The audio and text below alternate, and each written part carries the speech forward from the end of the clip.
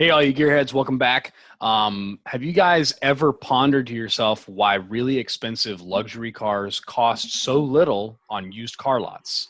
And if that is you, we definitely have some answers for you today. So stick with us to find out why they depreciate so much.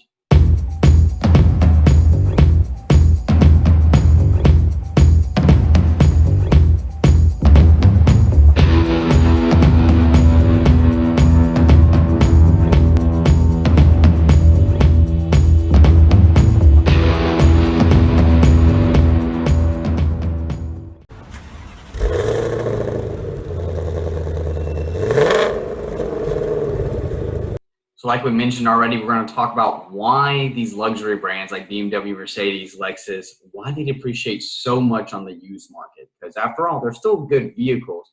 But why, if I wait a couple years, is it basically half price? So we have 3 points that we want to talk about for you today to basically narrow down. There's probably countless things that go into this factor, but there's three main things that we found that remain consistent across all of these. Right. And us coming from the industry, and me and Jacob have worked heavily with some highline dealerships. This is what we think is the combination of all those things together into 3 points we think are the most major in this market.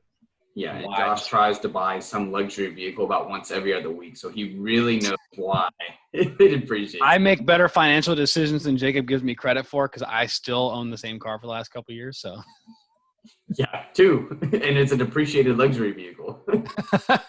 My point is proven.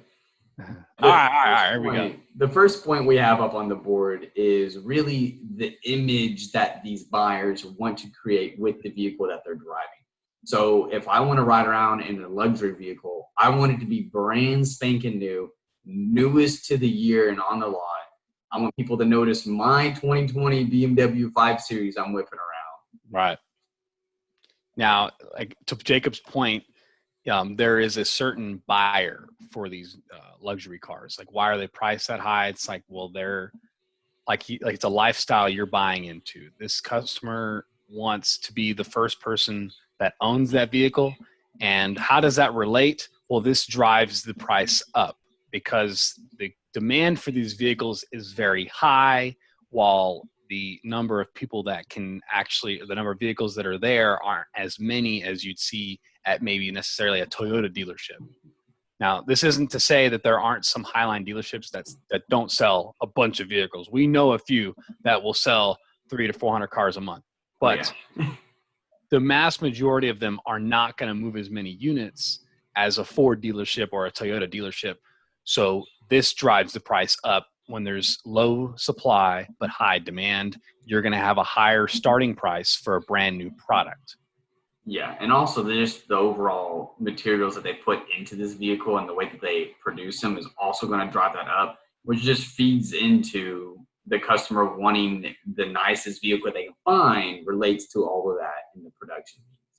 Right, definitely. And you know, that honestly, that leads us into our second point. And the second biggest one, I think even for me and Jacob understanding this as just car junkies, is the maintenance that these vehicles require. Now, when we're talking about the maintenance, we're not just necessarily talking about just getting the oil changed. While that is a huge point, these oil changes do cost more. But the biggest thing is when you're talking about most luxury cars, just for example, if we were to talk about the AMG line of Mercedes. So Mercedes has all their vehicles, the A-Class now, the C-Class, the E-Class. Now, they also have the AMG models that are the higher performance versions of those cars. So on top of a C300 that's out there right now with a turbo 4-cylinder, and it already is being boosted with the turbo and everything that's in that car to give you the best quality of a product at that moment. So they're not necessarily built to last like a Toyota Corolla. These cars are built to give you the best performance it can for as long as it can. So to push a car to its limit may also drive the lifespan of a vehicle to a shorter amount of time, which in turn makes it to where it needs cycles. Yeah. And again, like we just said, the quality of products that are put into this vehicle to make it Same thing with all your repairing and your maintenance stuff and all these parts that you have to do, even like putting in new brakes or new headlight bulbs. I had a friend in college, he had just like a regular C-Series Mercedes, and his headlight went out, just a bulb. They make it so complicated for you to do it. It's like a whole just process to replace a bulb on this vehicle he had.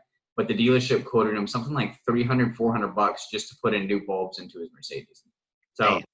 if that doesn't tell you, attest to what we are just talking about here, maintenance is an increase. So if you buy one on the used market, it's going to be older. It's going to need stuff sooner repair wise than a brand new one. So people don't want to buy into that. Not as many people who are in the luxury market. So that also drives the price down.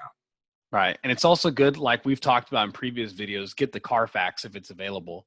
Yes. Or make sure it is available, especially for these luxury cars. You got to know what it's been through and everything that's gone into it.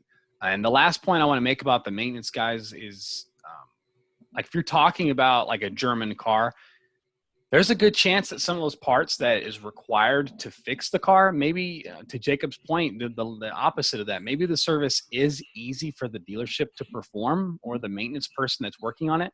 But in order to get the part, they had to get it from across the water. So this could drive the maintenance cost up because just getting the part there. So maybe the labor is only like $60 because it only took them 40 minutes to work on the car, but the part itself with shipping and handling and the part all together is like $500.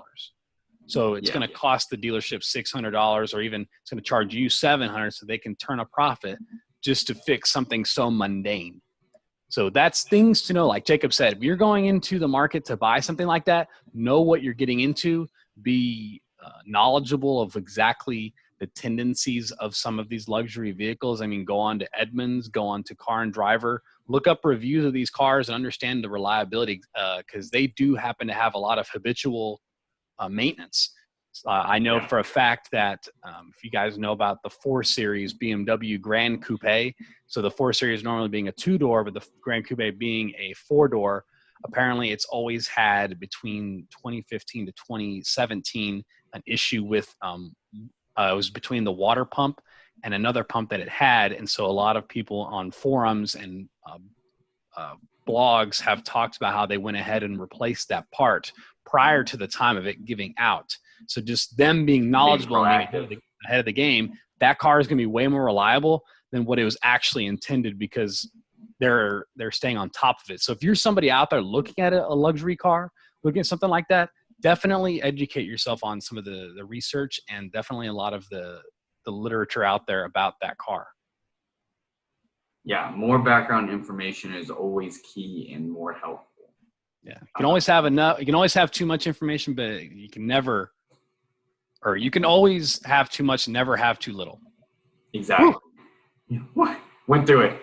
So going to the final and third point that we have, the main thing that will drive price down on luxury vehicles is all the features, the comfortability, and the technology that comes with these vehicles. So somebody who, going back talking about the type of buyers who buy these vehicles, they want the latest tech and everything in their vehicle. They don't want to ride around in a 5-year-old luxury vehicle that doesn't have Apple CarPlay like the brand new 2020s do or 2019s. Right. So they want all the latest stuff with it. And that's going to be a main thing why they're buying new, and going back to demand, why the demand for these used ones is not as high. Yeah, and this definitely runs right along with one of our first points with the lifestyle. These brands will build the car every year. They are fighting uphill against their competitors. So if you're talking about Audi, BMW, and Mercedes of just coming out of Germany, they're in a constant battle of who is going to have the latest and greatest vehicle to date. And just to make the point, to bring it home for you guys. So like if we were to, like Jacob was talking about, like out or the German vehicles and Audi, if you were to look at the A3 for 2015, 2016, and even for those 2 years, they didn't have a USB port available for you to have in your car. And at the time, it was assumed that it was to save space in your infotainment and even around your cup holders. So they didn't think it was as necessary, but definitely hurt them. I think they could have probably sold a few more cars just because Mercedes and BMW did offer that. So then in 2017 through and going forward, there was always a USB spot ready for you. So I think that's going into that point. They were trying to make sure that they were the latest and greatest, even though they may have been behind. It's the fact that they're making those little changes to make sure that they are competing with every aspect. So compared to the buyer that's going to go to the Toyota dealership and say, I've been driving my Corolla for the last 15 years. I'm looking to get the next one just because my car has got 500,000 miles. They're looking for a solid car, but they're not necessarily going, well, I want to make sure it's got a wireless phone charger and it has air conditioned seats and has heated rear seats and has the kick power tailgate for lift gate for the rear hatch, and also has all of the whistles and bells, the heated steering wheel, you name it. Like, they're all out there. So that's where you might have these differences, those features. It's everything about them. Yeah, I'm always interested to see how they're going to one-up themselves in the next couple of years or even the next year. You're like, whoa, I don't know where they go from here. And then, in 5 years, we'll be looking at it. Man, can you believe that they didn't have holographic Apple CarPlay in the year 2020? Like something crazy. Well, and the craziest one right now, I think that's like circulating right now, is having giant tablet-looking screens. Yeah, Tesla style. I think Tesla really pushed the ball on that one. They really started that, and that was probably like 2013 or so, and the Model S came out, and that's driven everything forward. This is for me and Jacob. Like, my opinion, I really think they started that trend, and now you're seeing it in Volvos. All of the new Volvos have huge tablet screens. And even then some of the higher trim trucks, like your High Countries or Denali trucks, will have massive screens in the center too. I think even like the Ram that we sat in at the Houston Auto Show had one, or the Rebel, both of them, they were massive. Yeah, because that's what the market's asking for. And that's what's crazy too. Right now, buyers trends, everyone is leaning towards having the latest and greatest technology. So I think that's something that's interesting for the luxury car market. Where do they start drawing the line of, why am I a better option than your domestic? But that's up to you guys. If you guys like what's happening out there. I mean, one thing I will say about some of these luxury cars is they are normally a lot faster than your domestic, because they'll have bigger turbos, a better performing engine, and still be getting pretty good gas mileage. So those are still some benefits. But all in all, if you're somebody that is looking for a luxury used car on the used market, what we would recommend to you guys is making sure you either find one that's certified. So they're a certified pre-owned on those lots. Find out the good warranties. I know that Infinity has an infinite type certified warranty. Infinity miles. These car puns, that they're going to go forever. They never stop. And Volvo also has a really good CPO warranty. So those are two really good ones, for example, but make sure you find one that's certified if it's possible. And then also making sure it's got pretty low miles. What we would recommend is anything below 30,000 miles. You've still got a lot of life left in those luxury cars. A personal friend of ours has owned 3 BMWs so far, and he's always told us that once it gets above the 85,000 mile mark, it becomes no man's land. And so in our opinion, that's like a solid 7 years of driving, according to NADA standards of people driving 12 to 15,000 miles. That gives them an easy 6 to 7 years of ownership. But outside of that, I don't think a lot of these major car brands in the luxury segment are building cars to last 10, 20 years. Just based on these types of things we're talking about. But so like Josh said, if you're in the market for a used luxury vehicle, let us know what you're looking at buying. We always like to see what people are out there buying. If you actually one of these people who buys brand new luxury vehicles every couple of years, let us know what you've been buying. We like to see what everybody's driving on that aspect too.